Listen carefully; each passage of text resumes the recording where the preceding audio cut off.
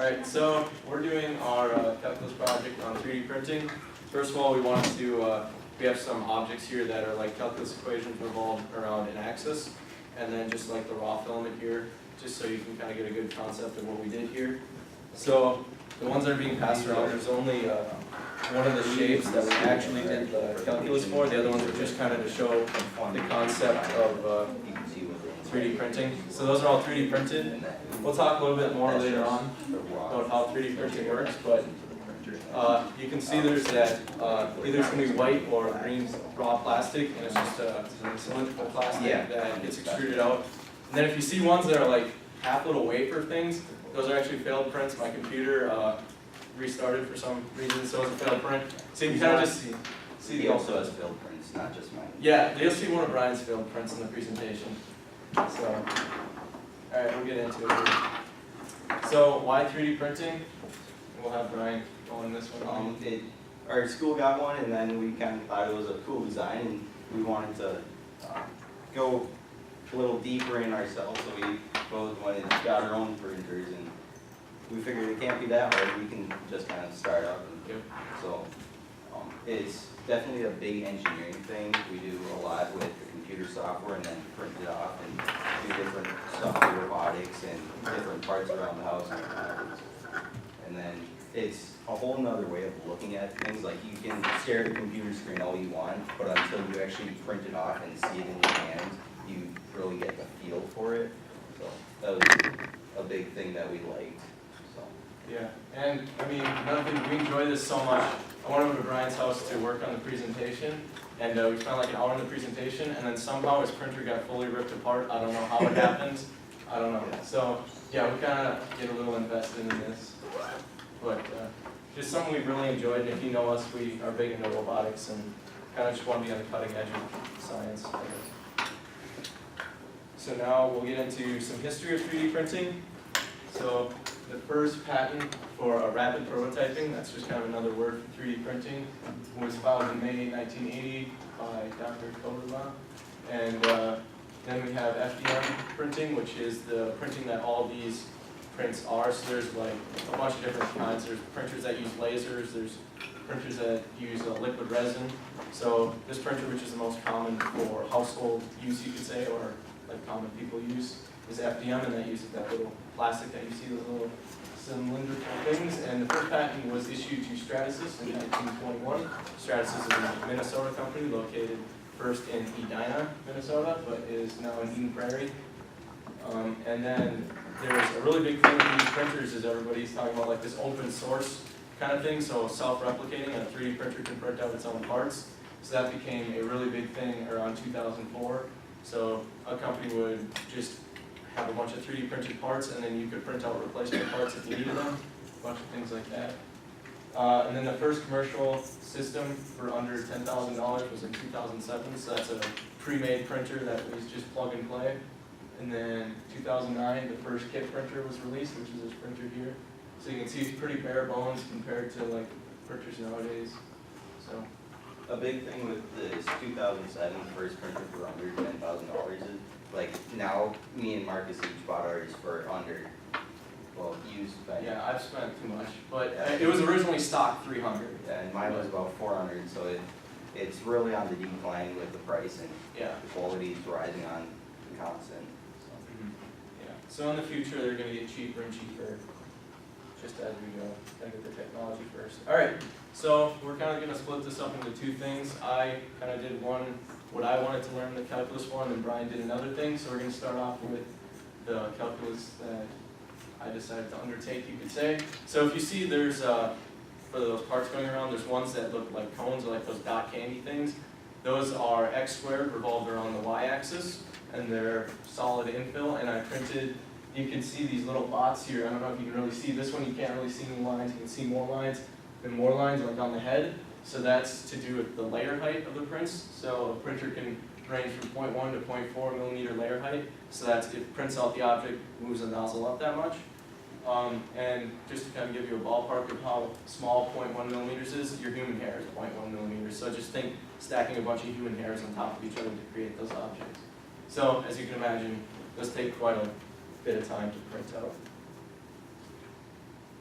So now we'll get into how we actually create the model. So this is in a CAD program, computer aided design. It's how we create these 3D models. So this is pretty much just like we do on a calculator. So here there was an equation function, so I use the equation, and you can see, you can't really see it here, but I have it in terms of t. It wanted to use t instead of x, so I just went with it. So I had t, and then t squared, and then it had me do a limit, so the limit's from 0 to 1. So there you can see there's x squared from 0 to 1. And then I just kind of finished it off and made the box in with some lines. And then there's another function called revolve, so that's like when you spin it around an axis. So there you can kind of see there's like an arrow pointing this way and like a circle there. So it's just fully revolved around the axis, so there you can see the object. And then from there, we'll bring it into the 3D printing software. So you can see now we have like an actual shape here. This is in, like, it uses a slicer, so you can see slice the object into many small shells. So it just pretty much interprets the part into something the 3D printer can read. This is also relatable to the shell method that we use. So you can't really see it here again, but if you get up closer, you can see the image better. There's a bunch of different rings going around, so it's just kind of like the shell method that we use in calculus here. So we'll move on to what to do while the prints are printing. So I printed all 3 of those out at one time, and it was an 18-hour long print. So first thing we're going to want to do is figure out the volume of it. So we used the shell method, which I thought was kind of fitting for 3D printing, are pretty much printing in a bunch of shells. So we can see we come up with a volume using calculus of 1.571 inches cubed, and then in that CAD program it gives you a bunch of data about the part, and you can also see the CAD program agrees and says it's 1.71 inches cubed. So now what we wanted, or what I wanted to do, is see how accurate printer actually is, because I mean, if something isn't accurate, it's not going to work for an industry thing, because this is something that's becoming big for industries to rapidly prototype their products, and they want them to be exact shapes. So I just kind of wanted to see what the consumer grade level is, how close that is to being accurate. So the 2 ways decided to do this was by weight and water displacement. So the water displacement is like the lemon activity that we did, and then weight. We'll go into that a little bit later on, but there's a pretty easy way to calculate the weight of it. So we'll go to history class first. I'm sure we're all going to hear this a couple times over. But calculus started over 2,000 years ago with Archimedes. He found the surface area and volume, and then Leibniz and Newton are the fathers of calculus, and then they lived between 1600 and 1700. And then we had the Calverni's quadrature, whatever, formula to find the area under a curve, which we use all the time. And then we can revolve that area under the curve to find the volumes and things like that. So now we'll go with the weight. So this is a chart off the filament producer's website. So those little tubes of filament there, you could call them. They say it has a density of 1.24 grams per centimeter cubed. And you can see then there's 16.3871 centimeters per inches cubed. So we just threw the volume into centimeters and then timed it out, and we should get a weight of around 31.923 grams. But then there's kind of confusion. So the program we used to create these, the language for the printer to read, actually said it should only weigh 29.11 grams. So it's kind of confusing of why they'd say that. So there's some things you can change in the settings, how much the density is, so I made sure that was right and things like that. But then it still came out to the same, so I started thinking that, well, if you think about it, a printer can't get every crevice filled, and it also depends upon what layer height you're at. And when you use calculus, it's kind of like when we use Raman sum and how many different rectangles you choose. It's the same thing with this. It's not going to be perfect, and there's like the nozzle diameter, and sometimes it's just big and can't fit into certain areas. So that's why I'm assuming that that's off. But we'll get into some results of weighing. So first of all, it's not your average scale. So I actually went to my dad's work. He works for, or he's an engineer at a company, and they have to do a bunch of quality control. So this is a scale that goes out to the fifth decimal place, actually. And you have to turn it on, wait for it to settle out for an hour while all the doors are closed in the building, so that there's no like pressure difference and everything like that. So it's kind of cool and high tech, even though it's just the way a simple plastic part. But then we can see there's the 0.1 millimeter layer height. We got 25.7 about, .25 millimeter layer height, we got around 26, and then the .4 layer height, we got around 25. So now we'll see how accurate those prints actually are. First, we'll figure out if it's the actual printer's fault.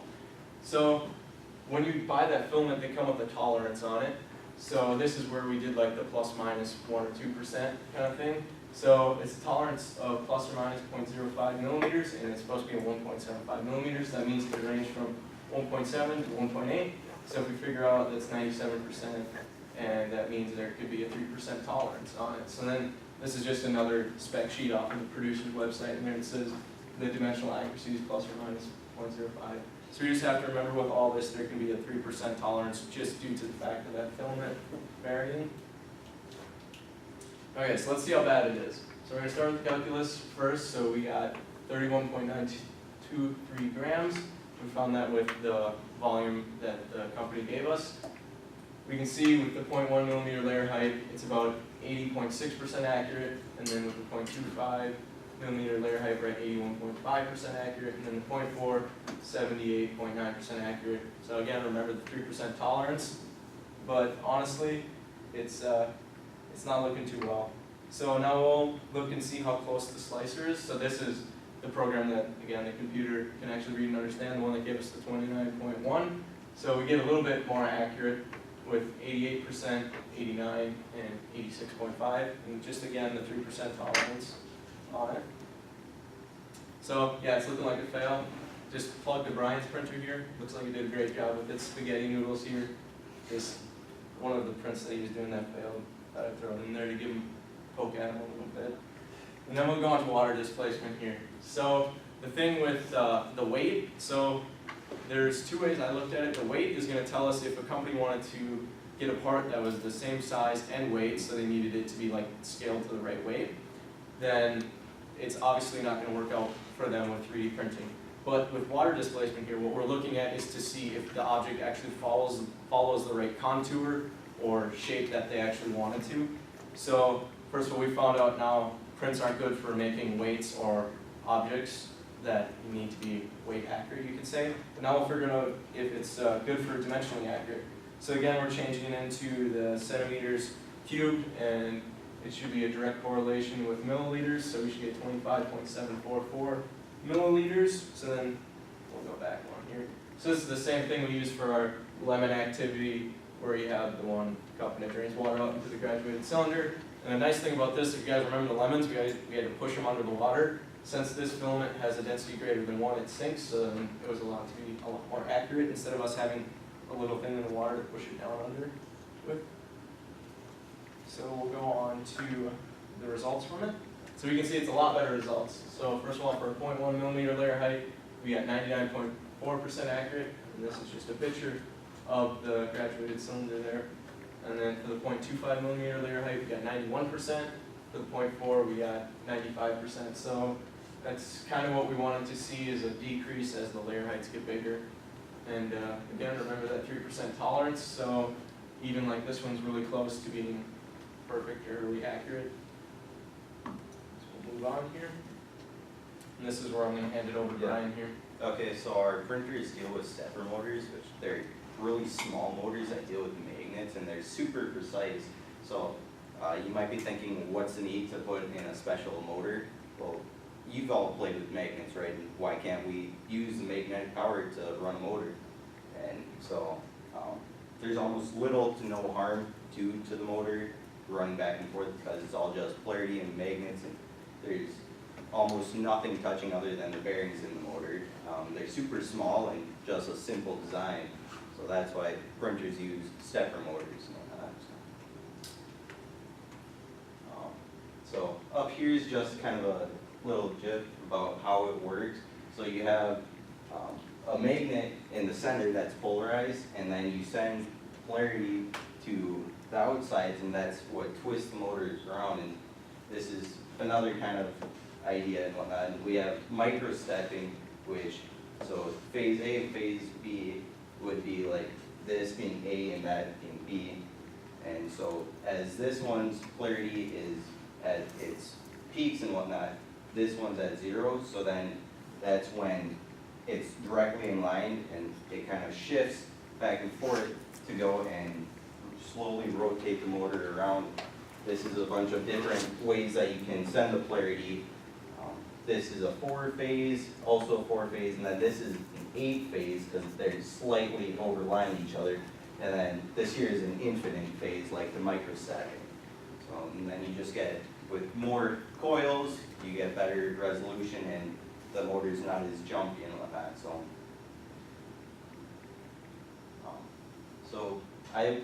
I'm dealing with the acceleration inside the motors and the change in polarity.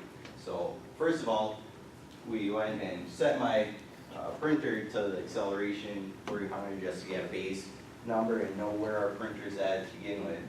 And there's 100 little notches in my stepper motor that goes in as the polarity changes from that. So for every change in polarity, it rotates 3.6 degrees. And so here's the acceleration, and then to figure out how fast it accelerates to the 70 millimeters per second, I just show 70 millimeters per second just as a kind of a base one that's easily identified. So I took the final velocity divided by the acceleration to get the change in time. And so that's 70 millimeters per second divided by 300 to get me 0.233 seconds. So the acceleration of my printer up to 70 millimeters per second is in under half a second. So then from there, I had to use a piecewise function to identify the accelerations and velocity functions just because it goes and sets its own acceleration. So it's not a nice curve. So the acceleration's at 0 at time 0 and time 0.233, and then it's at 300 for every time period in between 0 and 2.3 or 0.233. So that makes the velocity at 300x for in the time period between 0 and 0.233, and 70 once it hits the 0.233 seconds and forever, or for how long I set the printer to run. So then I wanted to see how far the belt would travel on the printer, so I took integrated 300x from 0 to 0.233 and got about 8.166 millimeters. So that's how long it takes to accelerate fully, and then from there I can take the circumference of my output shaft and figure out how many revolutions it makes, and it's 20% of a revolution, it's fully accelerated. So then I take 20% times 360 degrees to get about 73.68 degrees in a full circle. Then from there, I know that for every 3.6 degrees, it makes one change in polarity. So 73.68 divided by 3.6 gives us 20.467, and that's the amount, or how many times the motor changes in polarity.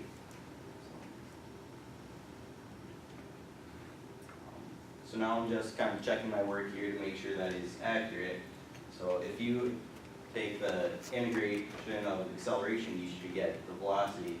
So if you integrate 300 from 0 to 0.233, you come out with about 69.9, so it's super close to the 70 millimeters per second. So I know that is on, and then the velocity just has to have the same limit, so the limit of 300x in 70 as it approaches 0.233 as well as 70. So I know that the velocity isn't making any jumps, and that's accurate as well. Here's just a little bit of the history of integration. Archimedes first discovered the integration in about 212 BC, and then Leibniz discovered how the integration and differentiation undid each other, and that's how I was checking my work. Then Liouville discovered the indefinite integral in 1882.